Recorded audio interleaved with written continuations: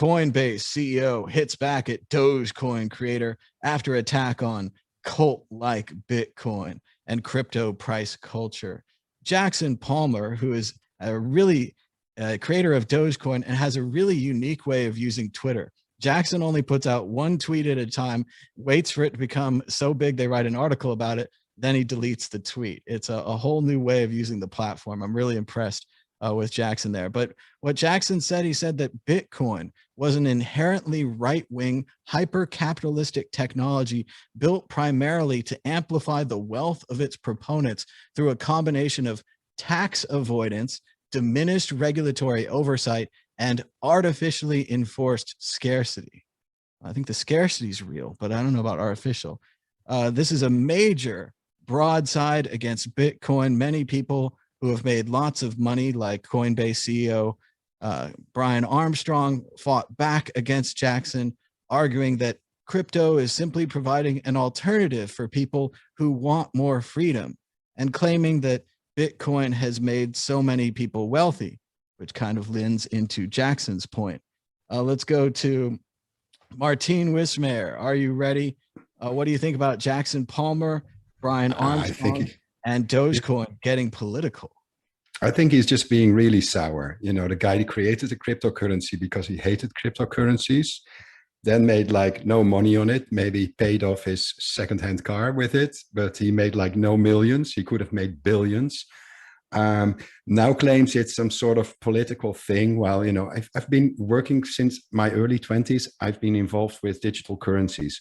First DigiCash, eCash, then came eGold, then came crazy Liberty Reserve. And in partly, you know, it always attracted a bit of a weird crowd, you know, whether they were like some weird libertarians or something, but it also attracted like nerds, crypto cypherpunks like me. And what we wanted is like a payment layer for the internet, because the internet gave everybody access to information. But for many people that just had the internet and no credit card, they couldn't like purchase online or anything. So they were left out. The payment layer was missing from the World Wide Web since it was like invented. And Bitcoin is that payment layer. You know, whether you use Bitcoin or you use Bitcoin over Lightning, it is a payment layer. And you know, him saying just like, oh, it's just, it was just, I don't know, I can't repeat it, but he's just like sour. And I think, you know, with such an attitude, he doesn't even deserve his Dogecoin. That's what I think.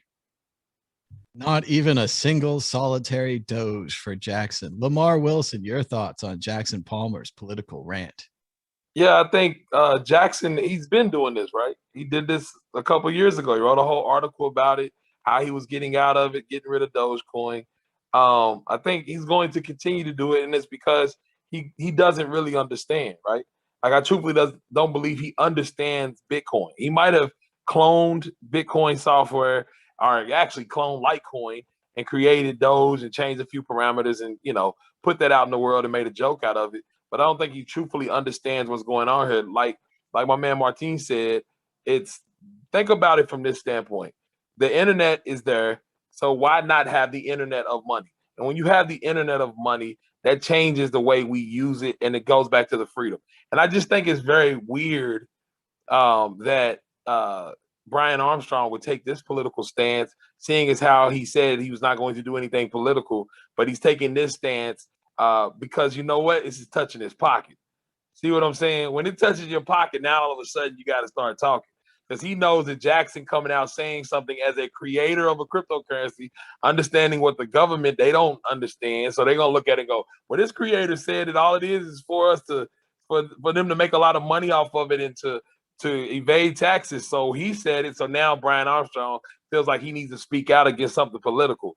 But, you know, we over at the Black Bitcoin Billionaire understand what he did speak out against. You understand what I'm saying? Because that wasn't touching his pocket. So now let him deal with Jackson Palmer. We all understand that whatever Jackson says doesn't really matter. He's like the dude that came to the park and played basketball, and then when the real players came, he couldn't play anymore. Nobody picked him up, so he said, "Screw basketball. This is the worst sport on earth."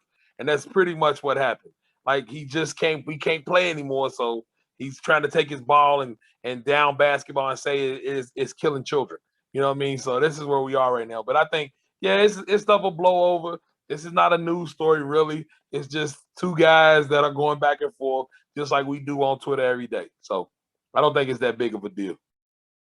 Excellent points, Lamar. And I remember back in 2014 when Jackson quit Dogecoin for the first time. And I did a little video about it probably on Mad Bitcoins at the time.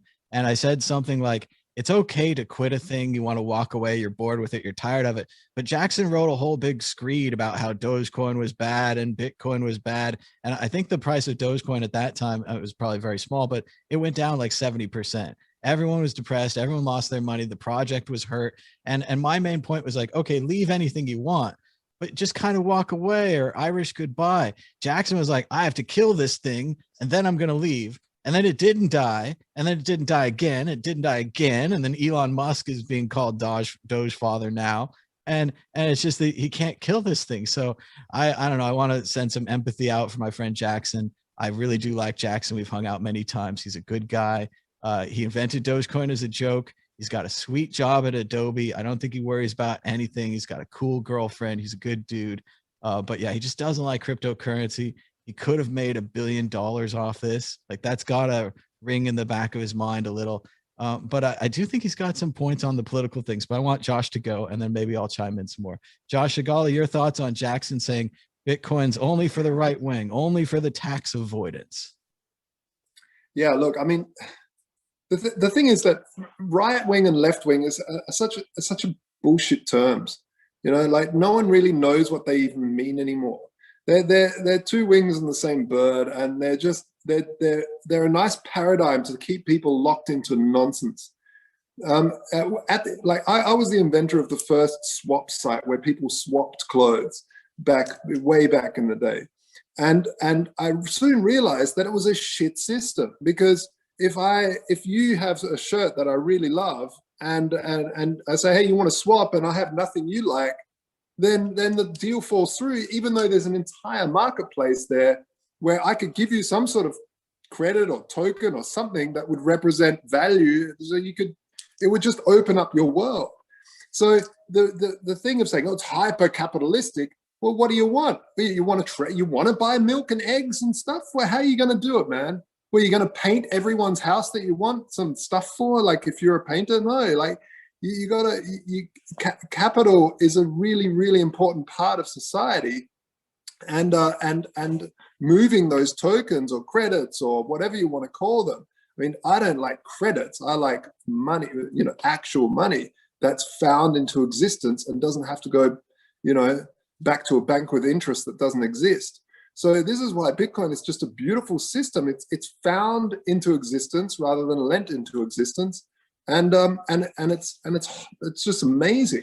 You know, as for Jackson, I mean, I feel really bad for him, but he definitely should do the Fed as well. He should write a big tweet storm about the Fed, how hyper nonsense that is, and how it's actually, you know, make sure that it's like the Fed system is literally a game of musical chairs, and there's just sweet F all chairs, you know, and everyone has to walk around there. And as soon as the music stops, there's just not enough chairs to sit down on. And there's a bunch of poor people that just cannot get the money because it's not there. There's too much interest owing for the money that's available in the system. And this is just crap. It's just a crap system. And anyone that stands up for that system needs to be laughed at, because obviously, I mean, he's not a dumb guy, Jackson. You know, I'm just, come on, now do the Fed, man. Just as with the energy argument, the gold bullion system uses 7 times the energy of Bitcoin. The banking system uses 7 times the energy of Bitcoin. And I think the PlayStations being left on, the always on devices, uses like 10 times the energy of Bitcoin. But they never talk about that because that's complicated and difficult to calculate. It's easier to just multiply how much energy Bitcoin's using and say, oh my, if you multiply things, then the numbers go up. It's shocking.